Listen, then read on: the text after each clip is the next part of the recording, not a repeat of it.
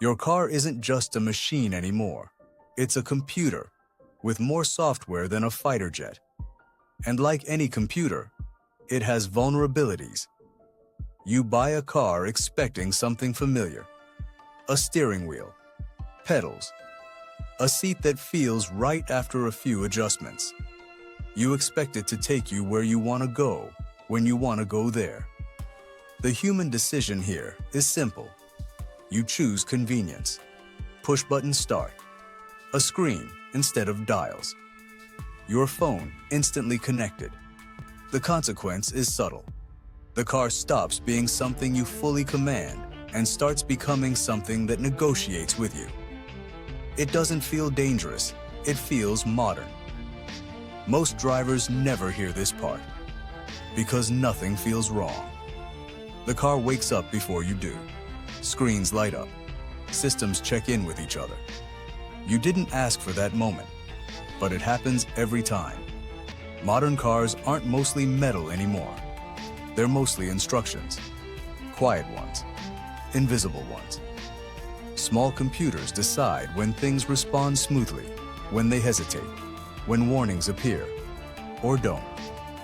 The human decision here was made long before you arrived at the dealership. Someone decided software was faster, cheaper, and easier to change than physical parts.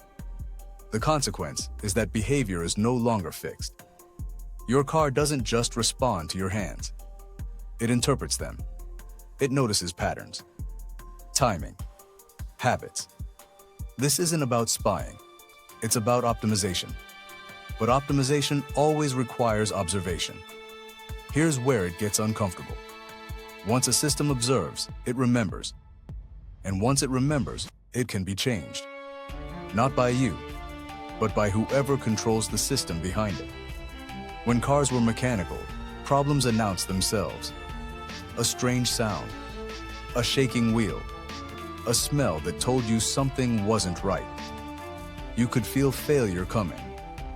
Software doesn't announce itself that way. It changes quietly.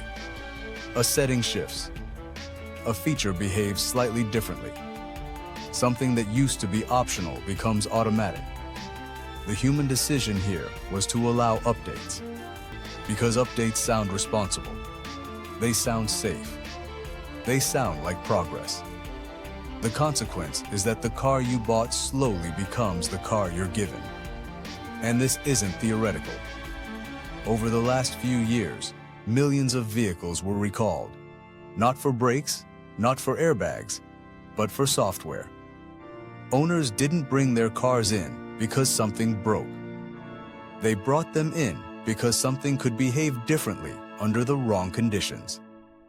Most drivers were never told what changed, only that it was handled. Nothing dramatic happened. No warning lights stayed on. No obvious before and after. And this is where the assumption failed.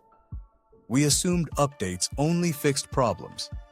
We didn't think about how much behavior could be rewritten quietly.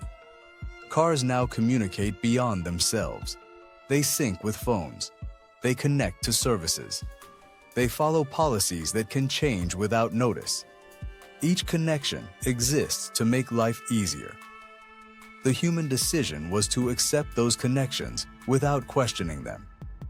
Because opting out feels inconvenient, and inconvenience feels outdated.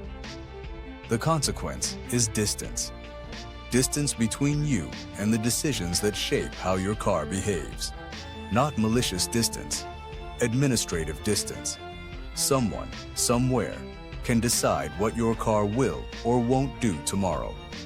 And you may never be told directly. Here's where it stops being abstract. When a car becomes software, ownership changes shape. You still pay for it. You still insure it.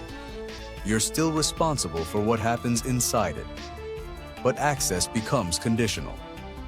The human decision here was to accept restrictions as normal.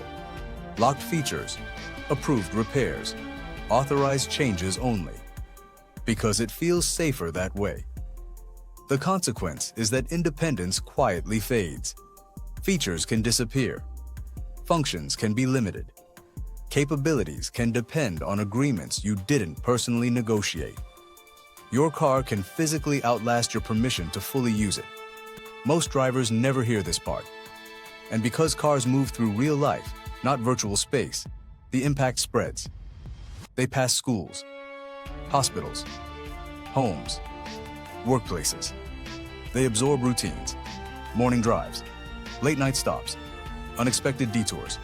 Not to judge, not to accuse, just to record. No villain required, no dramatic moment, just accumulation. And this is the part that lingers. We didn't wake up one day and give up control. We traded it slowly, for comfort, for smoothness, for fewer decisions to make ourselves. The final human decision is the quietest one of all. We stopped asking questions because everything still worked. The consequence is an expanded attack surface around everyday life. Not because someone is actively targeting you, but because systems now sit between intention and action. Cars used to be tools. Now, they're participants. They don't just move you through the world. They interpret your movement within it. So the next time you sit in your car, before the screen lights up, before the system finishes waking itself, ask yourself one simple question. Am I driving this system, or am I just inside it?